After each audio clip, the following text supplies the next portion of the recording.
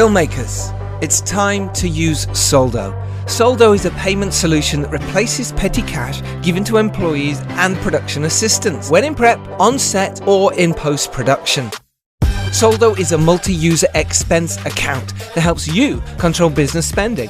You can give Soldo cards to some or every employee, to entire teams or even contractors instantly. Transfer funds to all card holders. And you can use Soldo for free for 3 months with the code FilmmakersPod.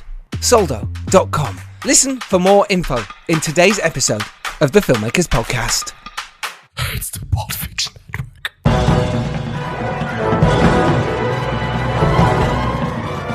Hello and welcome to episode 268 of the Filmmakers Podcast. This is a podcast where we talk filmmaking, from indie film to studio films and everything in between. How to get them made, how to make them, and how to try not to F it up, in our very, very humble opinion. I am Giles Alderson. I'm a writer, director, and a producer. And one of the films I helped produce was a film called Followers. And on today's show, we have the producers of Followers. It is Tracy Jarvis and Steve Jarvis. Hello. Hello. Hello. This is amazing. Steve and Tracy have also produced the movies Anna and the Apocalypse, directed by John McPhail, who has been on the podcast. You can listen to that. The Kindred, directed by Jamie Patterson, who has also been on the podcast. You can listen to that. A Midsummer Night's Dream, directed by Sasha Bennett, who has also been on the podcast, and you can listen to his episode. They also produced the film A Christmas Gift from Bob, which was the sequel to A Street Cat Named Bob, which was directed by Charles Martin Smith, who hasn't yet been on the podcast, but I'm sure he will. There's be still time. There is still time. They run Parkhouse Pictures. They're both fantastic people. I'm honoured to call them my dear friends, and we are here to talk about their filmmaking journey and the film Followers, which is out in cinemas now. Followers is the story of John T, who's a social media influencer who takes his housemates along with him as they start to get rich and famous because they discover a ghost. But at what cost? It will be out on digital and many platforms in July as well, and we'll give you a shout for when that is so you can get it. But for now, it's out in many cinemas across the country, which is, to be honest, quite incredible and must feel incredible, right? Amazing, absolutely amazing. Yeah, we didn't really expect to get a cinematic release, but yeah, fantastic. Screenbound have done a great job, and Blue Dolphin, the guys who've been helping us distribute it, they've been really good, and it's great for Marcus. As we know, Marcus obviously sadly passed away, so he wasn't here to see this day, but he was here to see the film finally finished. He saw the final trailer and the final poster, and he will be up there now, absolutely buzzing, for sure. Absolutely. That's Marcus Harben, the director of Followers. And we'll come back to Followers in a little bit, because that's obviously why we're here, but it's always good, and our listeners love to hear how people got their start, how they became filmmakers, why they did it. And I suppose, interestingly for us, is you started at a later age than a lot of people who listen to this podcast, a lot of people who start. Are you trying to say we're old, John? I'm trying to say you're a similar age to me. I think maybe a little older, yeah. All right, I was being nice. I'll take that. Yeah. But yeah, because I started acting. I started, when I was, 18, 19, 20, drama school then, and then carried on my journey, and then tried to do filmmaking on that side of it. Started when I was 30, in my 30s. So I suppose it's an interesting question, isn't it? Let's start with you, Tracy, because I know you run the agency Beresford Management. Yeah. Was that your way in? Is that why you wanted to become a filmmaker? When I was a teenager, I actually really wanted to be an actress. I did. But my mum was very much like, it's a 1 in a million, go and work for a bank or be a lawyer, or, it was very much that. And I ended up working for a bank. I mean, she did well. I mean, out of the two options. Exactly. But I kind of never followed my dream. But then I had children, took a career break, and Harry, my son, who he actually got picked up. It was a school performance that he was playing, I think, King Henry in, and a local agent asked if he could rep him, and then he, his first job was Thorn Scaredy Cat. So I kind of got into it through him. So his local agency closed, and I was, because I'd be taking him to places, and people were like, "You really should be in the business. You should do something." And so I set up the agency, and I was amazed actually how well it went from the from the offset, really. And then so I was doing the agency for about 8 years. It was about 6 years ago. We started the production company, and I was often getting sent scripts through and just asked if we were interested in producing. And so, I kind of got into it through them. And there was one film that had cast one of our actors and Harry in, and some of their money dropped out. So we were kind of like, okay, shall we have a go at this? So I kind of got into it through my kids, really, but mainly through the agency, I'd say. That's amazing, because it's fascinating the fact that you went, I'm just going to run an acting agency, of going from bank, you're working in a bank, to go, do you know what, I'm going to quit that and I'm going to run an acting agency. And Harry Jarvis, who is in Followers, by the way, as is your daughter Ella, who are both amazing people and wonderful. And Harry is also one of the stars of The Dare as well, which I've never mentioned on this podcast ever, which is still available now on Sky and Amazon. Excellent film. Thank you. Yeah, so that must have been like a quite an interesting jump for you, because it's really difficult to take the jump from doing as we say, a normal paying job to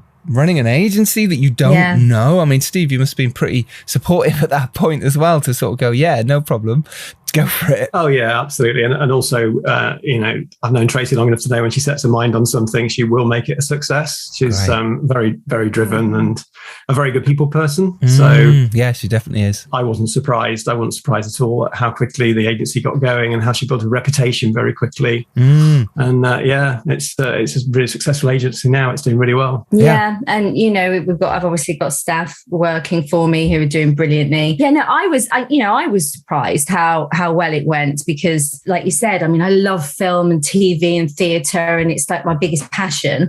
But I didn't have that experience. But I've always, a bit like Steve just said, I've always thought, actually, you can do anything, in this life. You've just got to learn how to do it. And so I looked into how you set an agency up, and I just learned from people around me. I love the fact that you're just going, you can go do it. And that's kind of a mantra on the podcast. You can go do it. How did you even find clients? Were you kind of using Harry's friends at first, or were you going to showcases? How did you find, actors? And actually, Harry and Ella had their own agents. So and I didn't represent, so I didn't represent children. It was just about taking adults on.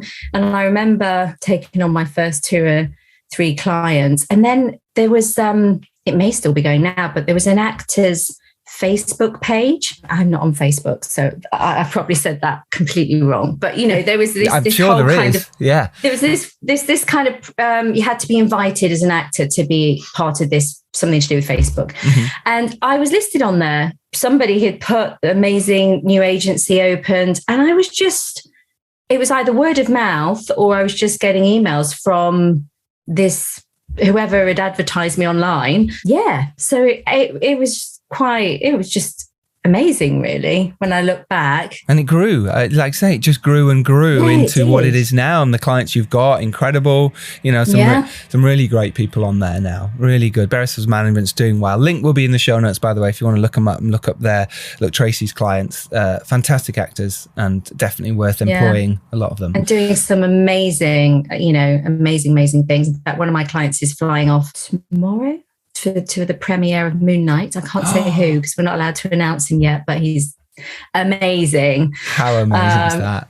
Over to LA. So no, it is doing incredibly well. And we get inundated now. We get so many people writing to the agency asking for representation, but we pride ourselves in being a boutique agency, so we don't ever, there's 5 of us in the agency, but we don't ever want the client list to go above 100 between us all. It's and it's been quite good for me, because I've got such an amazing team now that I can leave it to go and shoot a film and not worry about it at all. I've got an incredible agent, Jamie, that kind of heads it up while I'm away. Which is perfect, which is exactly what you need, because otherwise, if you're trying to do it on your own, you're there trying to produce a movie, which is ridiculously hard to do. It's like doing it's like doing an event every day, a wedding every day, or a birthday party every day. for 3-4 weeks. So therefore it's really difficult to concentrate on anything else. So it's amazing you've got that team behind you who can do that. I mean, I am a little bit of a control freak, because at the end of the day, I'll still go through all the emails. I'll still make sure, looking at the submission. It's your baby. That's why we're in this business. I think we're all kind of control freaks in a good way, but also in an important way. You get stuff done, otherwise you just drift. And there's nothing worse when you're working with someone on your team as a filmmaker who is a drifter, and they sort of go, I'll do that, and then don't do it. It's infuriating. So it's great if someone's in control. We call them control freak, but I say in control, who understands their business and what they're doing, and if stuff needs to be done, they get it done. And that's what you're brilliant at. Steve, then I suppose the same for you. It feels like you were sort of propelled into this as a kind of like, look, the film that Tracy's laughing here, the film that you were doing that needed some money at the time to progress, you were there going, all right, Tracy sort of said earlier, alluded to it, shall we do it? Well, talk us through your mindset at this time. Obviously, you've seen Tracy now run an agency, starting to become very successful at that time when you first started to make movies. What was your process? Because you weren't in movies at all. Yeah, I suppose I was always in and around Harry and Ella, who obviously were acting, and Tracy with the agency. And actually the production company originally, I wasn't part of that. Tracy did set up the production company, and then I came on a little bit later, and we weren't making anything. We were just starting to get ideas and develop ideas. So when this film came up, as Tracy mentioned, where she had one of her actors in and Harry, and then it fell through, Tracy said, do you think we should get involved in this? And I sort of thought, well, I'm running a telecoms company. It's not really kind of where I'm at.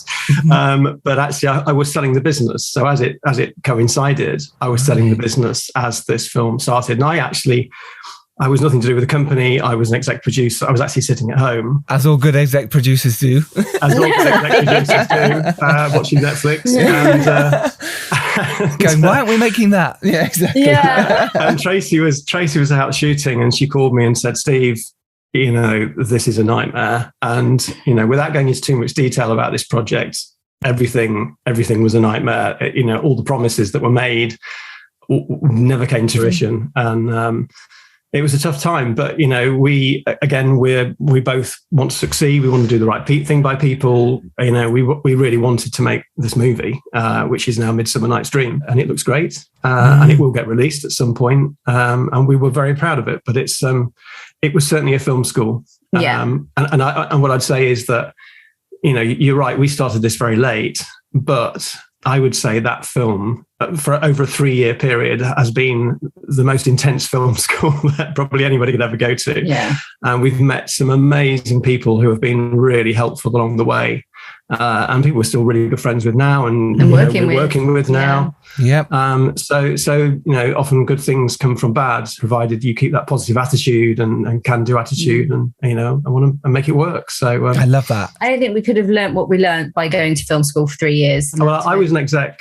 Tracy was supposed to get her first producer credit and learn from the experts. And cutting a very long story short, without going into too much detail, we ended up having to take the whole thing over, and we both became producers and went through the whole process. And Sasha was absolutely amazing through that process. Yeah, it's incredible. Has become a fantastically good friend, as has his wife Marina. So we feel blessed for that. Yeah, I love that, and I want to know, again, you don't have to go into too much detail as you said, but what that process of suddenly going, right, we're producing a movie. Talk us through how that felt, because it is so alien to so many people, or that feeling of what you went through would be really interesting, because it can be stressful and it can be really hard on the soul. And why am I doing this? And are we even getting a product? And why am I wasting my time? What was going through your mind at the time? It was probably the most stressful thing we've ever been through, I would say. Yeah. And unfortunately, we were dealing with people who were not like-minded. I think one of the things that we do bring to the films is we're both business people, and I'm a finance person, and it is a business. We are creating content, but it is ultimately a business. We did have conversations on whether we just walk away from it. Our lawyers were telling us to walk away from it. But I think because it was one of the first 2 films that we did, it was our reputation on the line with agents and cast and everybody else. So we felt that we had to we wanted to, you know, people had put a lot of effort into filming and creating this, and we wanted to make sure that they were compensated properly, and you know, that the film actually came out and wasn't just left in a box somewhere. But it was so painful. I mean, it would have been so easy just to say, do you know what, we're walking away. But like Steve said, I think we went through that dreadful time, but out of it, you know, has grown roses. If that's the saying. But, you know, like I said, we've become friends and are working with one of the investors. Brilliant. You know, like Steve was saying, Sasha, you know, we'll definitely work with Sasha again. And, you know, we have him and Marina around for dinner often. And there's just so many people from, you know, the crew, the cast. We've actually, you've got to look at it positively. Otherwise you wouldn't make another film.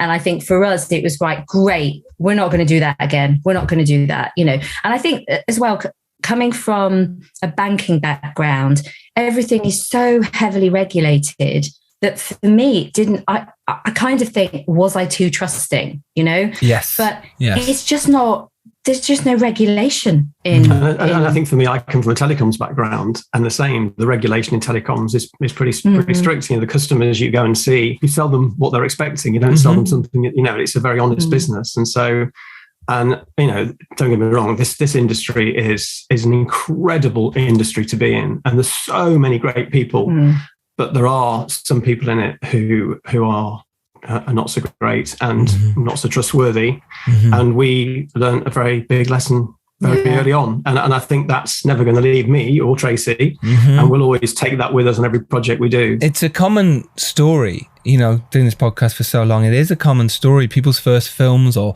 in that era, or trying to get a film off the ground, you know, a lot of the time they don't even get to make the film. Like, say, the film you were talking about there could have fallen apart. You could have gone, do you know what? Nah, let's walk away from this totally. And it's another one of those films that never got finished and never got out there.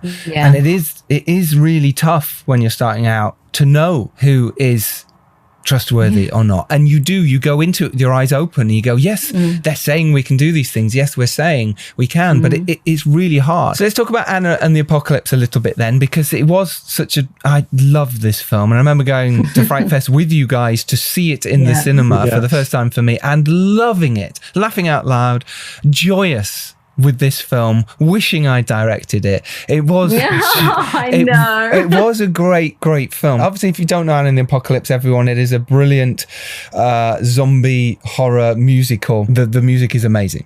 But anyway, how did you guys get involved? Because it was a hit, you know, it did do really well around the world, and people still talk about it now. So tell us about the journey there, because it was early on in your careers as being producers. Marcus, actually, who sadly passed away, is the director on Followers. There's a guy called Nathan, one of the producers from Blazing Griffin, and Marcus recommends that he meet with me. So we met, I remember, on the South Bank, and he pitched this script to me.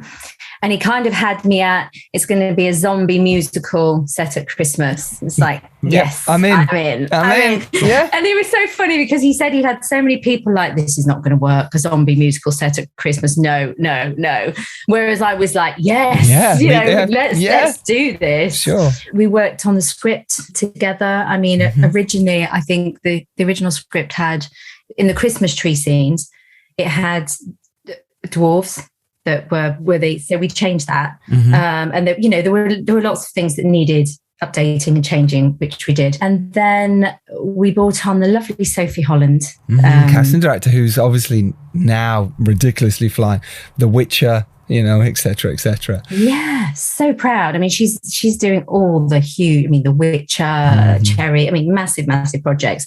So we were, I think, one of her first projects when she set up on her own. It was just so much fun. So we traveled to Scotland together to do the castings there. I mean, it probably wouldn't be funny for me to tell the story, but we were just in stitches. We had so much fun. And we shortlisted our favourites. And then I remember, because John McPhail, who directed, we were interviewing him on the same day that we were casting. So I had to come out of casting to do that. And then we ended up holding the finals at our house. So we were doing all of, so because we've got the basement, they were doing the acting in the basement, and then we'd bring them up to the room with the piano so that we were doing the singing up there. How amazing.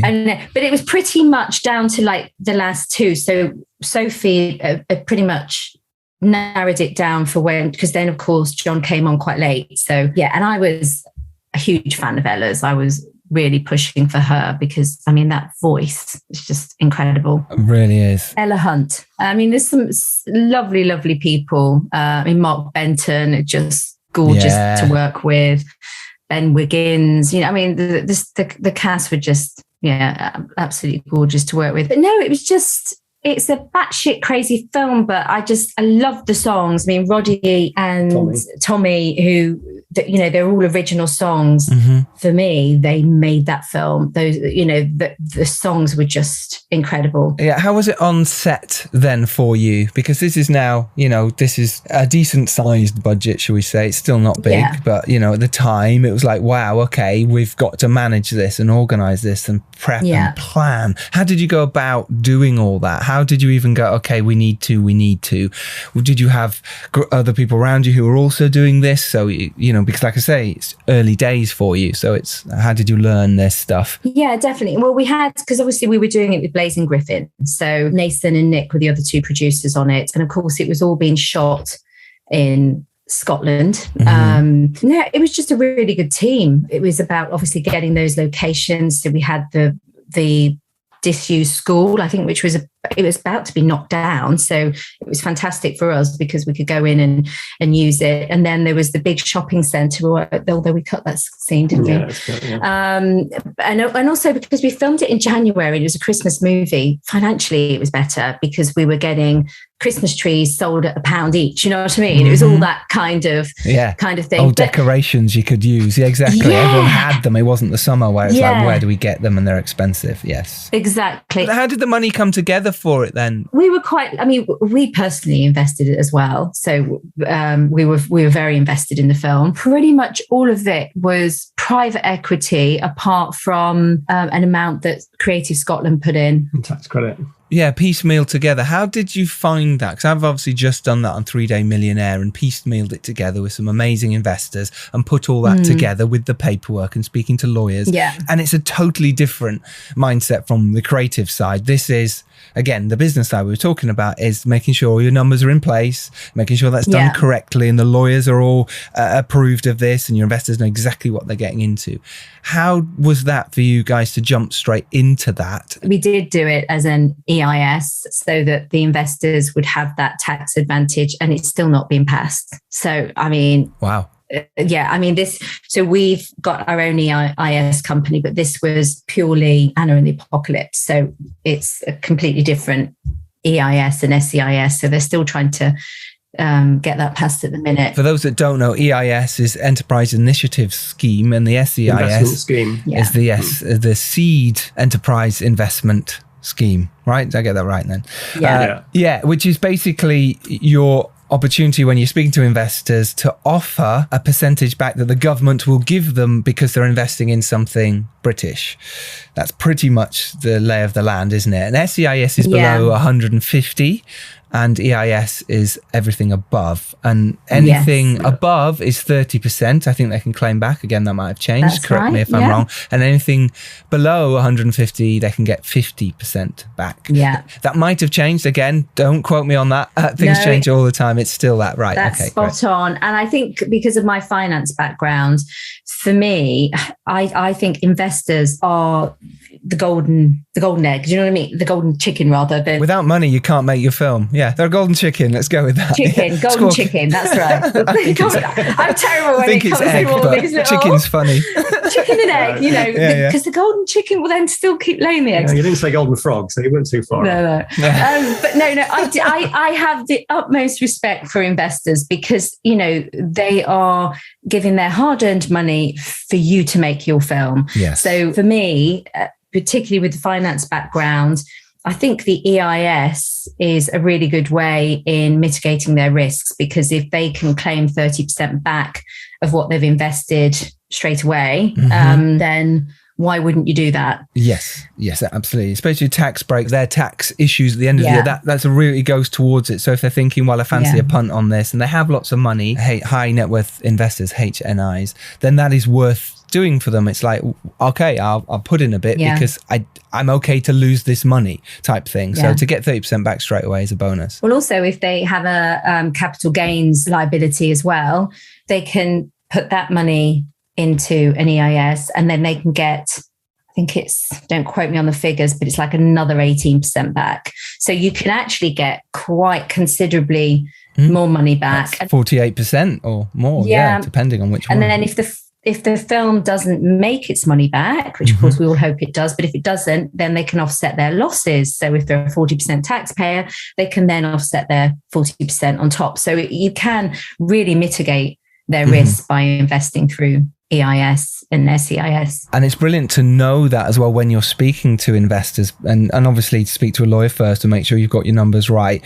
And you can sit in front of them and have this bit of paper to explain what Tracy's just said there, because now your investors are going, okay, they know what they're talking about for one, but also if this film doesn't make money, I think it's after 3 years. Again, don't quote me on that. Check this just for yourselves.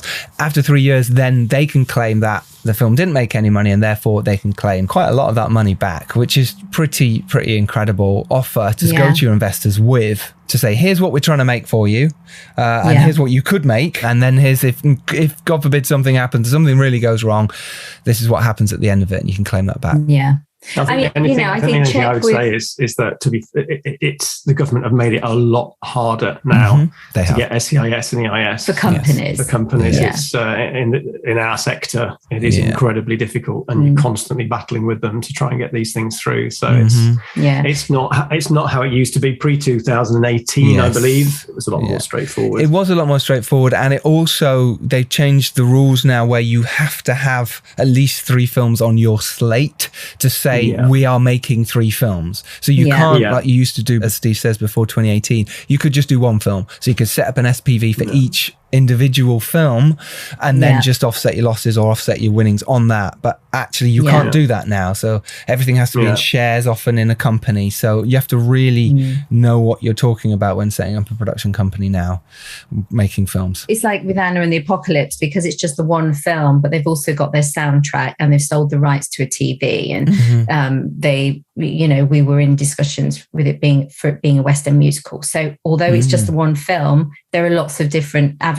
So that's why we're still trying to get the SEIS on that one. But you're right. I think as long, speak to HMRC or your accountant, but I think if you offset literally everything against it, I think it's something like 80 to 90% that you can get back So I just think for me, it's always about trying to be really careful with investors' money and making sure we do everything we can to get them that back and make a nice profit, hopefully. And what's interesting here is you said you invested yourselves, and when you do that, the investors see that you've done that and go, oh, well, if they're in, they're going to really care about getting their money back, which in turn gets our money back, because we all get it back pari passu, which technically means at the same time, depending on how much you're putting in, obviously, in order. So, which again, investors and filmmakers love that, because you've got skin in the game. And we've done it on 3 films. Yeah, we've invested in 3 of our films. And the only reason we didn't invest in the other 2 were because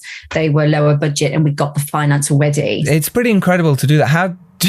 How do you feel about investing in films? Like, it's like, just for those out there who might want to invest in one of mine.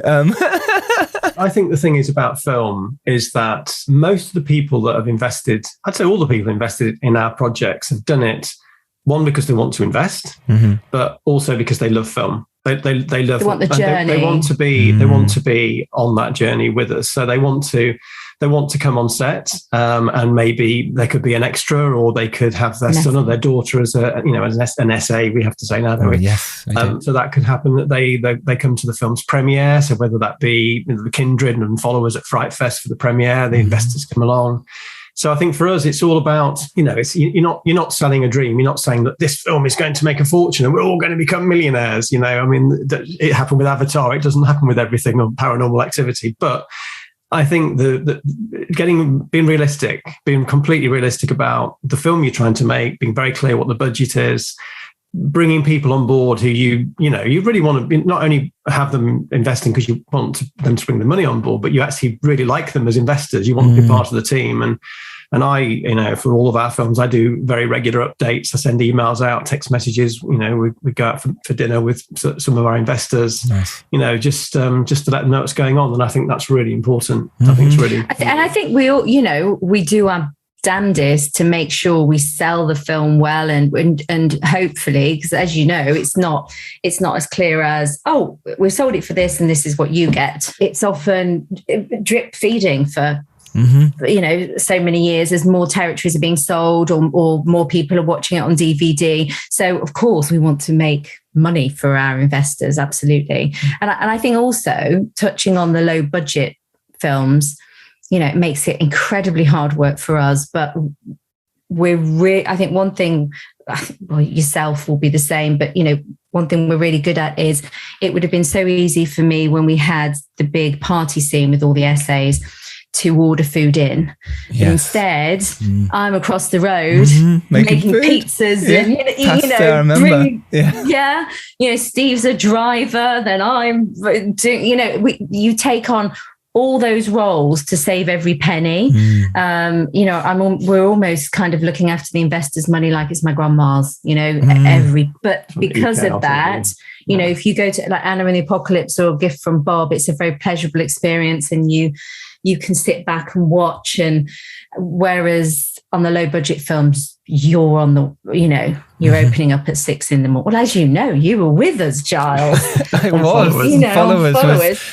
Open up at 6 a.m. I love that. Open up and then you don't really close the shutter, but it still opens every morning. I love it. Well, look, Christmas Gift from Bob and The Kindred both came out last year. Both of, people have heard of. The Kindred was fantastic. Did very well at Fright Fest. It's a wonderful film from Jamie. It really is brilliant. April Pearson's amazing in the film and they're lovely people as well, lovely. Samantha Bond was in that as well. James Cosmo, Patrick Bergin, Steve Oram. Great cast. Blake Harrison, what a guy! Really lovely guy. At the premiere at Fright Fest. Really nice to chat to him. So the difference, obviously, Christmas Gift from Bob and The Kindred, and then we'll come on to Followers. But the difference between the two of those were they, like say, bigger budget. Christmas Gift from Bob, nice big budget. Yeah, $5 million. $5 million, and The Kindred's, not even 150. Exactly. So how do you jump between the two? Like you say, what's the difference for you? What did you learn from, let's say, the 5 million one that you didn't on The Kindred, the 150, and the other way around? If I'd say on The Christmas Gift from Bob, the big difference for me was once you get your line producer in, your main guy there, and obviously you sort your director and everything out. Once you get your main guy and your line producer, because you've got the money to pay more money to your line producer, obviously they're very experienced. They've been in the business a long time. And so they know so many good people. And so they already have in their mind all the heads of department who are all very experienced. And so it's almost like this domino effect. Then they bring on their own team. They all bring on, once you've got them in, they bring on their team. And before you know it, it's pushing. So I would say the big difference for me is doing a low budget feature film. You are so hands-on on everything. I was touching every single part of every single thing within The Kindred and Followers, and I knew every single penny where it was going. Whereas when it's a lot bigger budget, you're suddenly passing that to people who are a lot more experienced than you are, and they are getting their teams in place. And so it's the hard thing is raising the money and getting the thing off the ground. But once you're there, I would say the experience of that, which is why I would much rather be in the bigger budget films if possible. I was going to ask you. Don't get me wrong. I've enjoyed doing the smaller budget ones, but actually having a bigger budget film where you've got all these experienced people running the show, you do have less stress. I'm not saying there aren't problems. You might have we had issues filming in Covent Garden because you've got two sides to Covent Garden. The Westminster side and the other side. That's right. We had a problem there with trying to get the kit in and get permissions. That was all a bit hairy for a while. Getting the different permissions. I think like Steve's saying, when we're on Bob, we can sit back and run the show. We can run it, but we've got, like you say, the line producer is bringing in a lot of crew, whereas on The Kindred, we're passing every member of crew.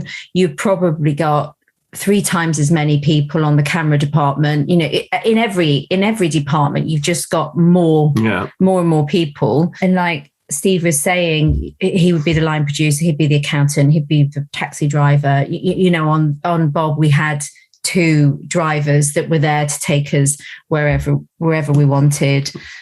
You do have to, you know, there are other things you do have to jump through hoops. You've got to obviously get the finance in. You have to, you know, you have your bonds. You've got to keep other people happy. There's a lot more pressure on that side of things, because on a low budget, you've raised the money yourself and you're completely in charge of every decision. And, you know, you need to get your director passed and you know, even your DOP. So they have, those financiers and the bond have a say over what you're doing on a bigger budget film, whereas they don't on a smaller budget. I think the smaller budgets, they're so tiring, but they're so much fun because you're a family. You're you know, you're sleeping on set. You know, you're you know, we had Ella, our daughter. She was one of the runners. She was, and you just bring everybody in and you're all working because you love the project and you love the director and, you know, you really want, and the producers, of course. Whereas for Bob, it is, I suppose it's like you say, you can get those people because you've got more money. And I think also on Bob, what was great for both of us, so Adam Ralston, who we produced the film with, so Adam, he's fabulous. He produced a street cat named Bob, and, you know, I put him in the really experienced producer category. I'm not saying he's produced lots of films, but he's very, very good at producing, and I think we both learned a lot from him. And a really nice guy as well. He's become a good friend and been around with his wife for, you know, for tea and stuff. And so that's really nice. But he taught us a lot about the finance side and understanding how that works and MGs and you know, because it was the DD Dream who wanted this film to be made, who the Chinese side, they did really well with the first film, and so it was them that wanted a sequel, and then the German company came in again because they wanted the film because it's on their syllabus. It's on their school curriculum. Wow. Yeah, Bob is on their school curriculum, so they wanted it. So once you've got those kind of bigger companies involved, it snowballed from there. And Adam was just amazing at that kind of thing, and you know, really good producer. Yeah, I think it was actually quite an easy raise on that film. Yeah, because a Christmas gift from Bob. Yeah, because you've got the best-selling books. The first film was so successful. The finance come together really quickly, and I think it was really nice because we all had different areas of expertise. So, you know, Adam and yourselves were kind of on the finance side. I was more working on the casting and that kind of side of things.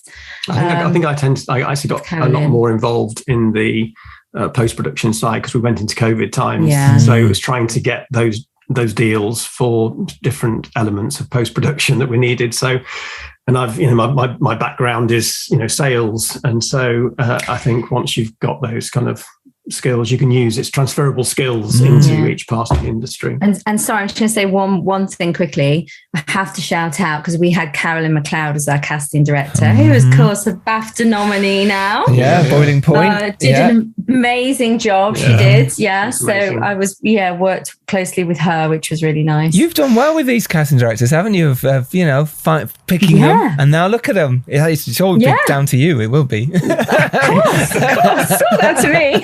What does Sophie and Carolyn know? You mentioned there how the money was easier on Christmas Gift from Bob. Obviously, because it was a sequel and people wanted the movie. You've pre-sold the movie. People, you know where it's going to go. But let's just talk quickly about that finance side, Steve, if you don't mind, about where those bits of money came from.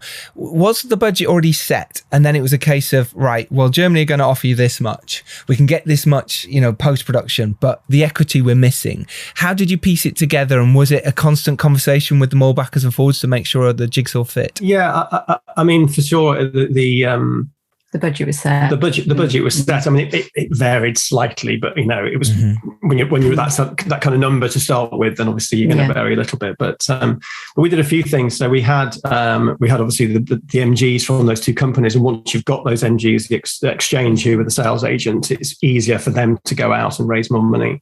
But at the end of the day, you've got to have all of that cash to make the film. So you've got all the MGs there, minimum guarantees, but it doesn't necessarily mean they're going to, you know, you're not going to get all that money up front. You've got to have a finance house who will come in and basically finance those MGs and finance. You've got we had some development money as well that came in. So all that has to be packaged together, and then the tax credit that's also going to come in from the government. So you've got your 20% around about 20% tax credit. Yeah. So once that all comes together, and then you get finance and such like. So we had a line who are a very good finance company. They came in and had various meetings. And again, Adam, we learned a lot from Adam on that because he had already experienced that and done it before. So it was great sitting in those meetings and listening and contributing little, but listening a lot. And that's how all the finance. Yeah, I'm being modest. But we pulled it all together, and that's the best feeling when.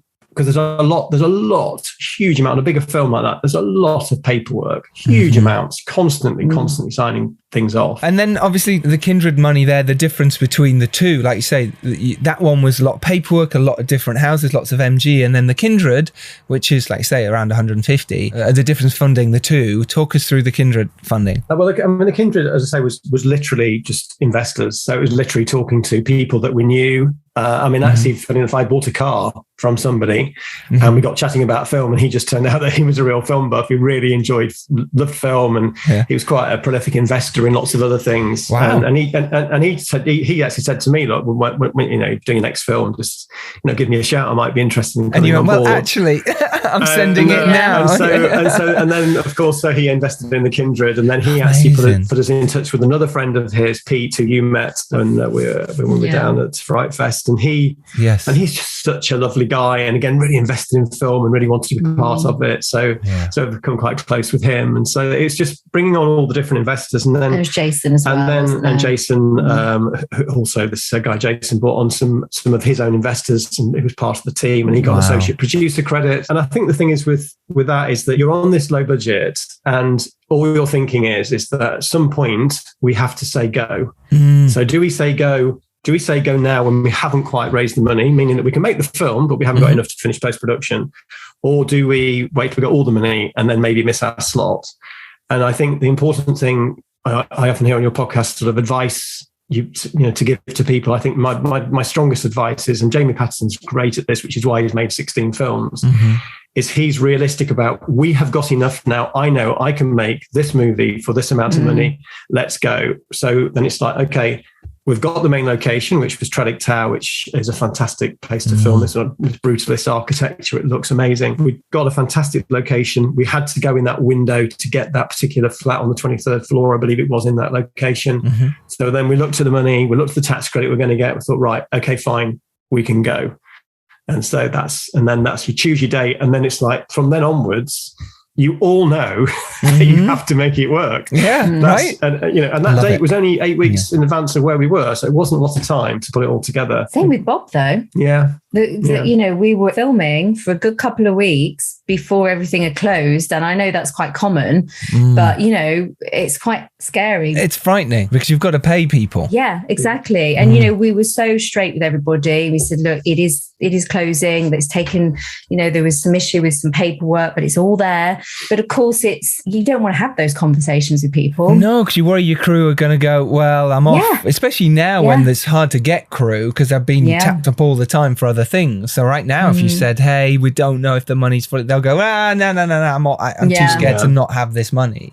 But they seems like they were good on Bob. They were absolutely Kindred. Brilliant. They were completely supportive, and like we said, it all turned out. But it's strange, isn't it? Because I think sometimes it's almost easier to raise money if it's a 5 million budget or more than it is if it's kind of like 500,000. I think it's the same as anything, isn't it? In that sort of, if we look at the bigger scheme of things, like if you buy a really expensive washing machine, it's less likely to break down than it is you buy a, so you've got to look after it more. You've got to care for the one that doesn't, it's like, oh, okay, this is the old car. It needs some work.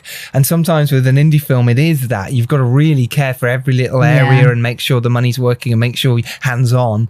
Whereas the bigger one, like the car's fine. It'll drive fine. We might need to put oil in it in 6 months, but at the moment we're okay.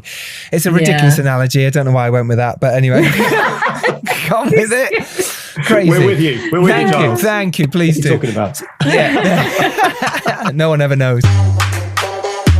As you know, lovely boys and girls, ladies and gentlemen, we are sponsored by the fantastic Soldo, which is a multi-user expense account that helps you control business spending within your filmmaking. I am joined by Toby because Teddy is your protege, wouldn't you say? Oh, yes. Yes, of course he is. After my long filmmaking career, I'm sending the elevator back down to Teddy now. And I really appreciate that because, as our listeners know, Teddy has written a script. Yes. Ryan Reynolds has read it. Note to lawyers, he hasn't. Did you give it another read, Charles? I did give it another read, Toby, and I have some more notes for him. I mean, they're probably not better than the last ones, but I'll go for it anyway. So the scene with the taxi needs driving forwards a little bit more. The twist, the knockout punch. Oh, out for the accountant. Brilliant. But where it really needs some work is the ending. And I think he just got to try that a little bit harder because at the end of the day, where there's a will, there's an inheritance tax. Just needs to add up a little more. That's all. I think he will really be able to connect with those notes. Yeah. That's amazing. And I managed to read that because I'm using Soldo at the moment. Soldo.com. It's a payment solution that replaces petty cash given to employees or runners. It's 3 months free Soldo with a code. I don't know. Filmmakers Pod. Filmmakers Pod. Should we get back to the show? Let's do it. So followers, you shot and I shot with you before the Kindred and Christmas gift from Bob. But obviously that's coming out now. Let's talk about the whole process with Followers, which wasn't originally called Followers. It was called Cassette. And Followers is a great title. It works. It tells what the film is. So why don't whoever wants to pitch it best say what it is and we'll drop the trailer in. Followers. Oh my God, it's a batshit crazy influencer movie. I'd say a dark comedy horror. The best. I love that. Yes. Batshit. Let's start there. What's good, people? Johnson's College vlog number 1. We did it, guys. College. This is sick. Your vlogs are just... you're just smashing it, aren't you? Can you get that camera off me, please? Oh, no, she can't. I'm an influencer. How many followers do you have now? Is it 70,000? 80. What? Please, share and comment below.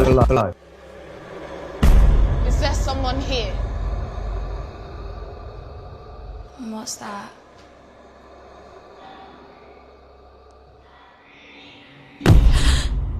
There are fierce phantoms in this place, and we're going to get them on camera. What are you going to say next? We should split up and search for clues.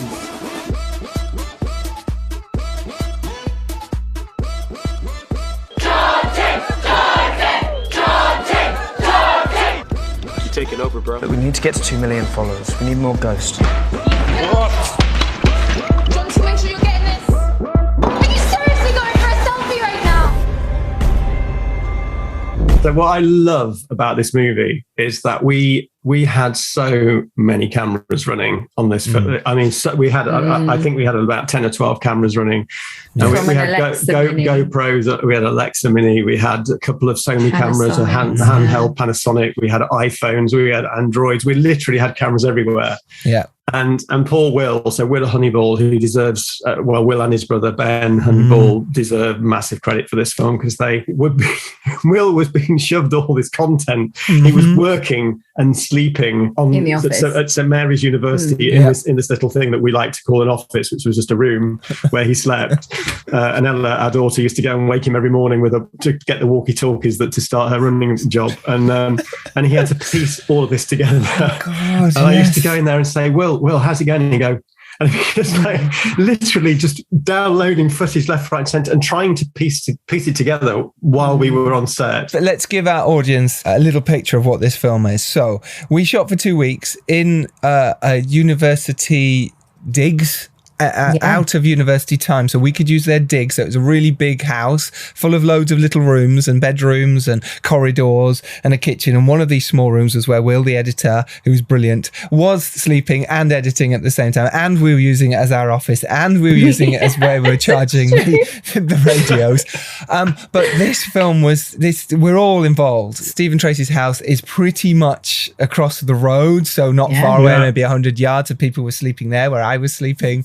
And we were running across, Tracy was doing food, we were cooking there and bringing that across. We were doing whatever we could to survive to make this indie film. We should say who it stars, really, because the cast are pretty amazing in this film and worked their asses off and all slept and all did everything, you know, in St Mary's there. So Harry Jarvis, obviously your son, plays the lead of John T. Larice Harrison, who's amazing as Zorna, Nina Wadia, Erin Austin, Daniel Cahill and Tanya Burr, Ella Jarvis, obviously your daughter's in there as well as Alex Austin. Ryan Lee as well, we should mention, because he's brilliant. So brilliant in the Ryan film. Lee, So amazing. He's done what's he called, First Cow, so it's just he's First Cow, star of First Cow, by the way. Also in there's Dan Richardson and Poppy Rowe. Who else have we got in there? Jessica Webber. List goes on. Mark Joseph. So many brilliant actors. Sorry if I haven't named you all, but it just a joy to sort of do that. 2 weeks of madness. So I think I'd finished The Dare and we were in the middle of editing that, and I'd just done A Serial Killer's Guide to Life. And then you guys said, hey, do you want to come and help on this movie? And I was like, yeah, sure. And we jumped into it. And it was, as Steve and Tracy said, there was a lot of cameras around, because the way Marcus wanted to shoot this was a found footage style movie where they had shot it all themselves. And Zorna, the character played brilliantly by Larice, She put cameras everywhere to capture the ghost, as did Jonty, because he was an influencer, played by Harry Jarvis. So the idea was that there were lots of cameras. So Will had a lot of footage to download and try and put together into this film. And obviously it's very difficult. If you've got cameras everywhere, where do the crew go? Where do the other camera people go? Where does sound go? Where all these problems happen, because if you've got a camera doing a GoPro in the corner, where does sound go? Where do we go? Where do the monitors go? Where do we see this? So obviously the actors ended up shooting a lot themselves, and Larice pretty much shot 50% of this movie, right? Yeah, she's holding the camera. It's just phenomenal. She had her film school with Alan McLaughlin, the 2 seconds worth of, 2 seconds, there you go. Hold the camera, point and hold press. the camera, shoot. Because also she's a film student, so she wouldn't be amazing, but at the end of the day, it still needs to be in focus. It still needs to look good and fair play, you know? So those shots you see of her holding the camera, she's also filming and acting at the same time.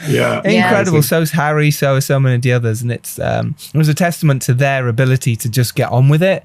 You know, they just did. Because there were so many young crew as well. We all just, it was just so nice, you know, to all just go, look, this is what we're doing. You know, Holly Beth was in there as well, doing brilliant work.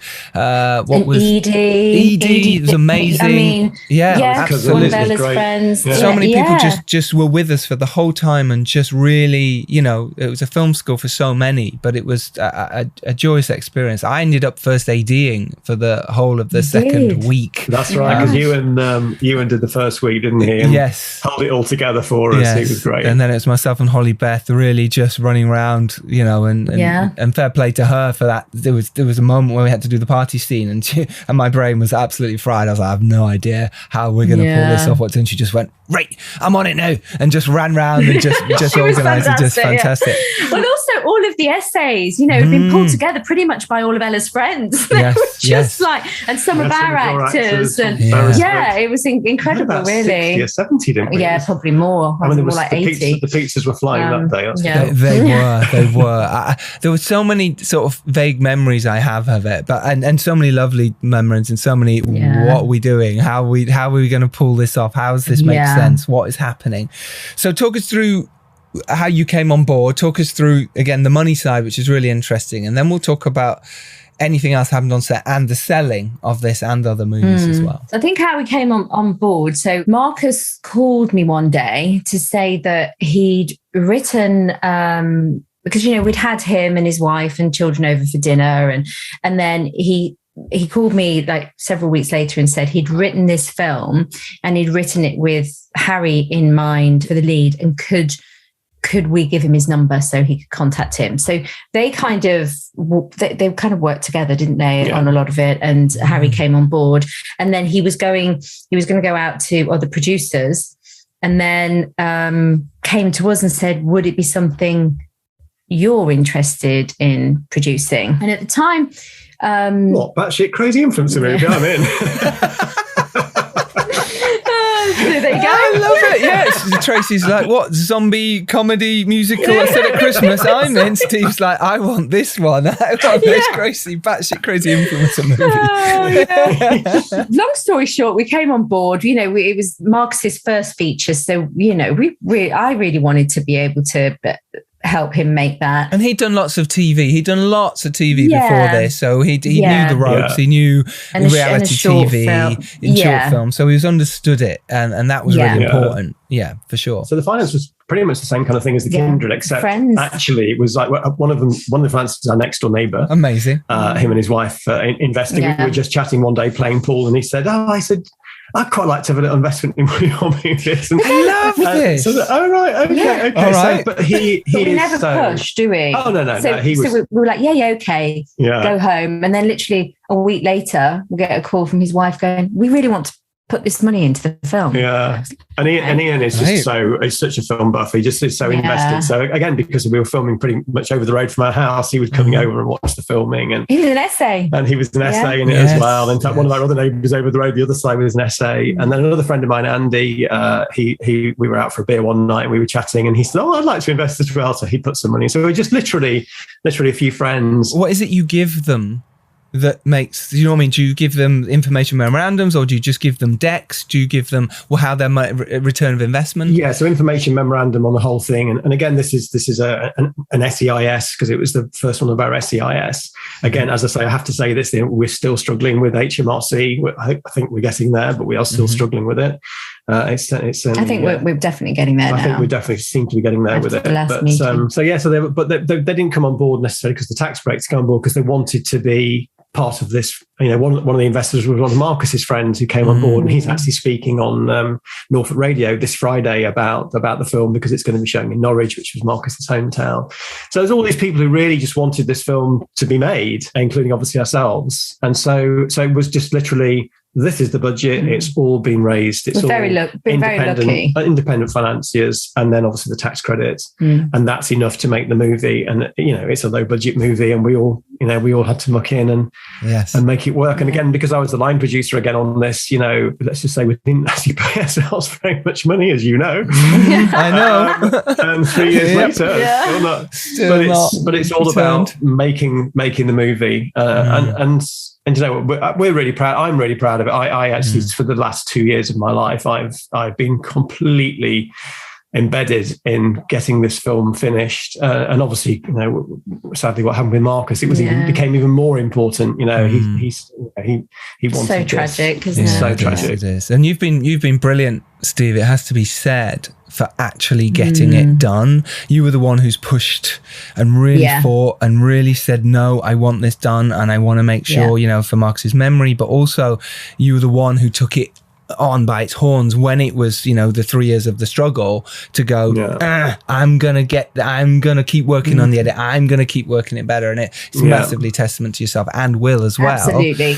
That really got this done. No, absolutely. I think it was really important to me. And I also knew there was a really good movie in there. I knew because we had so much footage, and the first cut, worst cut, as they say. Well, I mean, Jesus, this was like, what have we got here? What have we got here? What is this? And we did so many new scenes, adding new scenes, and we changed the ending, and we found the workshop at the end of the road here, and went in there. I just literally got chatting to the guy and said, "Oh, is that your place at the back?" And he said, "Oh, yeah, you can have it for £100 type thing." And see, it's all about asking, isn't it? That's where we filmed the ending, and he's got his credit of his business on the end credits, and so it's just it became a real passion project for me. You really have worked and what I loved about this film more than any other film that we've done, because we were adding in these new scenes and new bits and dropping them in, and Will was working his magic with Marcus together until we suddenly got to a point where you went, hold on a minute, this is actually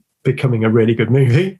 This is actually really fun. And when the three of us all sat down at Fright Fest and watched it together, I remember sitting there with a lot of people who'd been involved in the movie, but a lot of people who hadn't been involved in the movie. And we were laughing out loud, weren't we? Yes. Genuinely, though we'd been I've watched it God knows how many times. And but I sat there and I thought, this is a funny movie. And I do think that's also a real testament to, obviously we know Marcus, but a real testament to our editor, William Honeyball, and his brother, Ben, who did the special effects, because I think Harry mentioned it in one of his interviews. There was so much footage. The film could have come out a number of ways, couldn't it? A dozen different ways, but he really kind of pushed the comedy and the dark comedy in it. Yeah, they also worked on Infinitum Subject Unknown with Matthew and Tori Butler Hart. I think that's how I knew them, and I think that's how I got them in touch with you guys. I think it is, yes.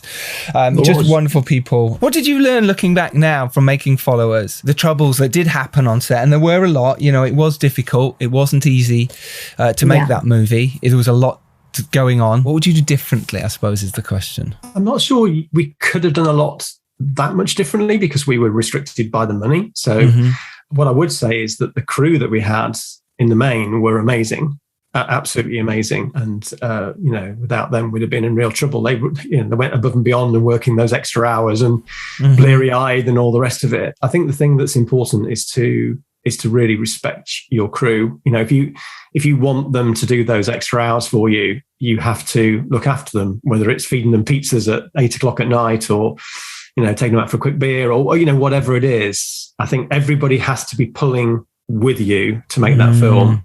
And Marcus was that kind of character as well, real cheeky chappy, that they all wanted to make the film for Marcus as well. So we had this whole team pulling together to get this movie made. So let's talk about selling the film then, in terms of, what we went through. It took 3 years, and obviously that was the editing process, and sadly what happened to Marcus, and then actually, let's get this out. And obviously it did brilliantly well at Fright Fest, and reviews that came from there, like I say, surprised us all in a wonderful way, and people took to it. It's a real Fright Fest type of film. But obviously you got Screenbound on board, which is amazing. And talk us through how you do that generally, but mainly on Followers. What's your process to get the film out? And I know this, but it's good for our listeners to know. I think what was really interesting with, so when Marcus was still alive, I said to him, is there anybody you would like to get involved in the process? Because I know he's quite well connected. And I also know that his uncle, Jody Morias, has been in this industry for years from Blue Dolphin. He'd been on set and we'd met him. And so I felt, I suppose, especially because of the situation with Marcus and us all knowing that he didn't have long left, I just felt really comfortable having a family member coming on board. And Joseph, it's such a lovely guy, but more than that, for me, he's so well connected. And so Joseph then said, well, I'll go out to a couple of distributors, and we very quickly agreed on Screenbound because they worked together really well. They've worked on the films together, and Alan from Screenbound, Alan Byron's very well connected again. And the nice thing about Alan is from Screenbound is that he is also a film producer, so he knows what it's like to make these low budget movies and documentaries and all the rest of it. So he got Followers straight away, and he really enjoyed it straight away. And he said, look, I know I can do a good job with this. And again, it felt like an extension of what we'd already been through. It felt like you were again working with people that you really enjoyed working with, and they're all part of this team, and we're all on this mission almost in a way to get this film out for Marcus, and especially because Joseph was involved, all of a sudden it made it even more so. And you were really up against the clock because you wanted to make sure that Marcus got to see the final result. Yeah. But that was, at that point the film was pretty much made, but we kept adding bits in and changing bits, and I really wanted to make sure that he saw the final. Then going on to Self, and now you've got all those contacts in terms of the distribution and selling side, and Screenbound are now sort of involved. How then did you get the distribution now getting into cinemas right now? Yeah, so I think again, so Blue Dolphin, that's kind of what they do. That's their forte, is getting films into cinemas, and I'd say they're very, very good at it. And Tom, who works with Joseph, again, he's very diligent. He's very on it. He's like, before this podcast, he emailed me and said, oh, by the way, these are the dates that the film's in the cinema. Make sure that he's really on it. Perfect time to read them out. I'll do that. So it's out now with View Cinemas. It's in 20 View Cinemas, and it's going on until Thursday. So I think this pod comes out on Tuesday. So, and then the same with Showcase, there's 12 cinemas, but they've only got it will have already shown quite a few times. Their last screenings are on the 24th. So that's Thursday, the 24th of March. But it is amazing to have this low budget film doing such a great cinematic release. Yeah, I mean, if it runs its full course, it'll be about 100 screenings of the movie, which is just incredible. Incredible, yeah. And this isn't, because normally, like say with Dom Lenoir, when he's doing Winter Ridge, or the Shakespeare Sisters, or ourselves, or whatever, or Matt and Tori with Infinitum, or their other films, we are finding cinemas ourselves. So we are ringing round small cinemas and going, hey, do you want to show our film? Let's split the box office 50-50. That's what happens. And you can then, you can do a tour. If you ring a load in a row, you can go around the country and travel around with them. It's a great way to get your film in cinemas, get great reviews, and get your film out. Here, they're putting it in the big ones. You know, this is huge. This is a big thing. There it is. They obviously think there's an audience, you know, and it is aimed at the 14, 15-year-olds up to maybe 25-year-olds. That's what it's aimed at. So they're hoping that they will go to the cinema, which is great. What have you learned from selling films then? Obviously gone through it from the big side in terms of big budgets and going through it from the indie side. What do you think you've learned? Is it about who you get on board? How do you showcase your films? What is it you present? It very much is dependent on the film. So with A Christmas Gift from Bob Exchange, the sales agent were on board from the beginning. So they are your sales agent and they're going to take it through to all the shows. They did the pre-sales as well. And then you've got something like The Kindred, where they read the script. They really liked the film. So they took the film on based off the script. And then they were, so AMP were selling that. And then you've got something like Followers, where we didn't have a sales agent at all. And then you go and find a sales agent who is suitable for the film that you've got. And I think that is a key. It's making sure if you have got a film and you haven't got a sales agent, you know, don't just necessarily take that first deal and think, well, I've got a 10 grand MG and therefore I'm going to get loads of back end and I'm going to make a fortune down the line. So this is it. You're probably not. So you need to try and make sure you've got the right deal. And it depends. Do I want to get my film out there and have lots of people see it? Or do I want to get my film out there and make lots of money out of it? And I'm not going to say either of those are right or wrong or easy or other, but hopefully they work together. Hopefully they work together. But for lots of people, there is no doubt. I've made my first movie. I just want to get it out there, and if I can get it in a few cinemas and I can get it on wherever. Tubi is the big one nowadays. They've got 51 million subscribers in America on Tubi, and you make the revenue from the how many people watch that movie. Yes, is how good the adverts are and how much the adverts are paying to be around it, and then you get a cut of the advertising revenue. And actually, that's eventually probably where somewhere like Kindred and Followers will end up, because that's where it finds an audience who are watching for free, because they've got an advert. So it's going back to the old days, really, of ITV, isn't it? You know, or whatever. But it's definitely about who you bring on, without a doubt, because you want to have a sales agent that really believes in it. And before we go, because this has been brilliant, it's been really enjoyable to chat to you, actually. And because obviously we chat like this a lot anyway, but it's been really nice to put it in a little box and have it in like this. It's been really fun. Can I just say very quickly? Yes. You are one of the nicest people in this industry. Stop it. Genuinely. I'm not. I'm an asshole. You want now. I could have said that at the beginning, say you were nice to me, so I thought, no, I'll say it at the end. This will be cut out.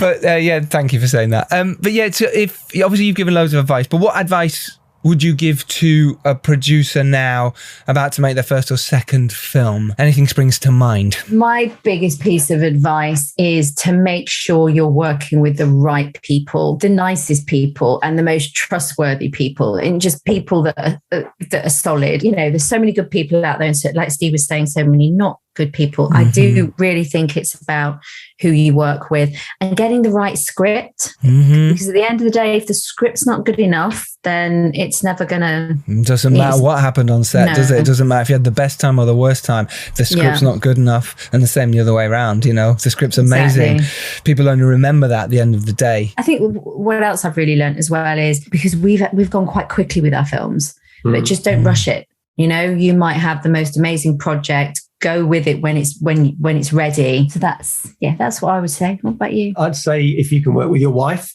that's quite a good one. Oh, by the way, if you don't know, with your wife, Stephen, they are a couple. Just in case you didn't get that. Yes, this wife. Yes, well, it just means that there's no travel time for meetings. You know, you just saving money on that. But then the other side of that is you're constantly working together. You're constantly talking about film. So do you get that downtime? Do you get that moment where you go, we're not talking about film now, we're having our... We are certainly getting better at that. I mean... we are getting better at that. It's like we occasionally, sometimes go out for brunch, and often we'll be walking, and then Steve will be like, we need this. And I remember a couple of weeks ago, I went, stop.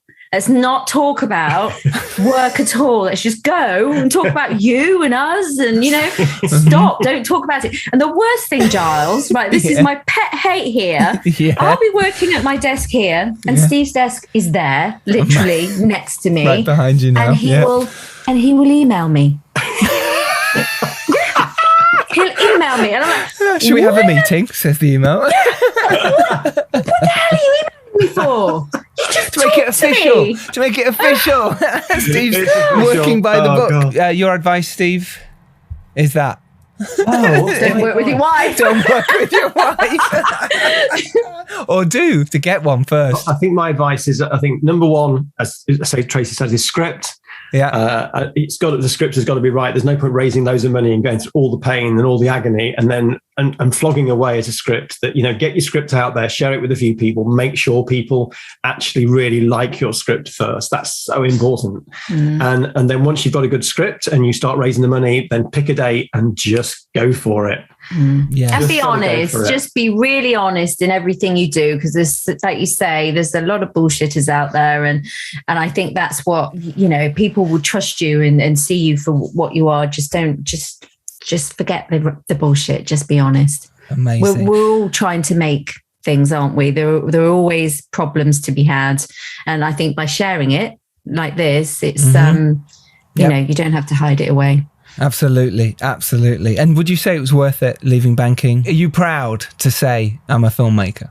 Yeah, I am. I mean, banking was just so bloody boring, Right. I did very well, I did very well in it. I was a financial consultant, but those skills have transferred over here. Yes, I definitely am proud to say I'm a filmmaker. I think the worst thing about me is getting my life-work balance. Yeah. Work-life balance, right? Because there's too much work and not enough. You did the Freudian slip by doing work-life balance. Yeah. You even did it within that without meaning to. Yes, my work-life balance is terrible. You love to work, but also you love what you do, and that's very evident. I wouldn't be working with you and be friends with you and talking about the next project we have together if that wasn't the case. So, and it's amazing. It's that thing, isn't it? And it's true when people say, you go, oh God, yes, I have achieved so much in the last 5-6 years. Same with me. What you have achieved is incredible. You should be incredibly proud of what you've done. Making a £5 million movie, making these movies that are at Fright Fest every time, that are selling around the world. That is huge. It's stuff that we dreamed about 10 years ago. BAFTA nominated. Yeah, it's like, right? I forgot that. Look at that. Yeah. My God. I'll just slip it in there. Yeah, I saw that. I know. Of course. Be proud of it. Absolutely. People dream of this, and I hope people listening sort of go, yes, I can do it too. If I want to do this, I can do it, and get your head down and get on with it and just dive in and go, do you know what will be, and I'll learn and I'll get better. Don't expect your first one to be out, BAFTA winning out the gates. It's literally do it. And don't be too proud to ask for advice and to learn, because it's the only way. It really is the only way. It really is. So there we go. Remember, you can go out there and make your indie film. You can make it happen. Just believe in yourselves. And if you're lucky enough to rise up and do well, it is your duty, as Steve and Tracy have said, to send the elevator back down. It is so important. So thank you, Steve. Thank you, Tracy. Thank you so much for your time. This has been incredible. Thank you. I loved it. It's been great. Yeah. It's been great. Follow Us is in cinemas now. Do go support, do go see it if you can, and it is out on digital in July, and we'll be promoting that. We will see you next Tuesday. As always, thank you so much for joining us. It means the world to us. We really appreciate your time week in, week out. It's keeping this podcast successful, so thank you. Until next time, bye Steve, bye Tracy. Bye. Take care everyone. Go make your film, make it happen. See you later. Bye.